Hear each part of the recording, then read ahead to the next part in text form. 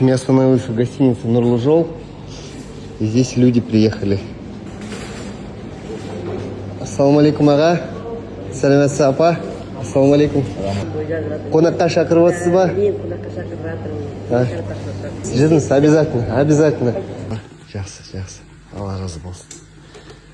Қандай үлкен дастарханды салдыңыз. Қазақтарда ондай мақал бар. 5 минут поговорим, родственниками окажемся. В общем, Қазақта мақал бар. Қазақ қар сұраса келді қарын бөле шығады дейді. Міне Азамат біздің серік күйеу баланың жиені болып отыр.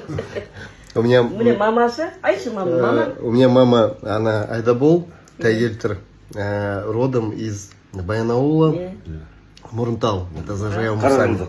Так, 40 жылдық. Жаяу Муса, 40 жылдық. Сонда құдаларымыз тұрады біздің Ержановтар.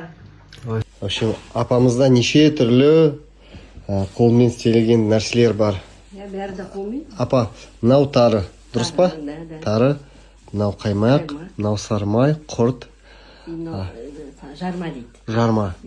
Енді сұрайын дегем, қалай жарманы жейді? Ағасы көрсетеді кәсіматты. Қалай жейді? Оның бұлай бейтесінде. Аха. Аласың, бұлғайсына аузына салып жібересің. Аға. Бір қасық сармай ал. Так, бір қасық сармай. Сал. Толтырып. Аузына сал. Бисмилля. Шайына сосын күтірлетіп, сосын шайыңды іш. Дәмді болады күшті. Мына жармада бәрі де қолды. Тағыны қолдан жасайсыз? Қолдан жасаймыз.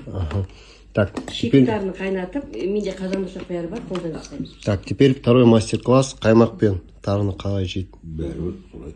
Солай жейсің, дәмді. Қазақтар баяғыда 32-ші жылы, 30-ші жылы аштықта осы тары алып қалған, біздің Батыстан қазақтары. Тары аштықта алып қалған. Тары деген ол өте құнарлы тамақ.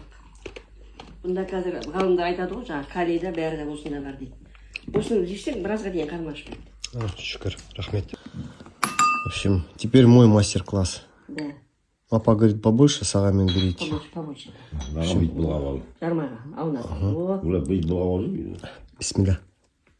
Сөйлеймін мұна құртты, міне мысалы мына құртты. Баяғыда ертеректе әжелеріміздің аузынан естідік. Ашаршылық кезінде көшкенде бала шағаларымен көшеді ғой, бір елден бір елге. Сонда мына бір құртты дейді, 5-6 балаға бөліп беретін болған. Сонда мына бір қатын құрт дейді, бір қатын құрт деген мындай бөлінген не. Осы бір күншілік жолға нетеді дейді. Неге десе мынаны тілдің астынан салып алып сорып отыратын болған ғой. Мына қорып көрдің бе? Таза сүттің несі ғой міне. Тілдің астынан салып, осының зәмімен бір көш жүретін болған.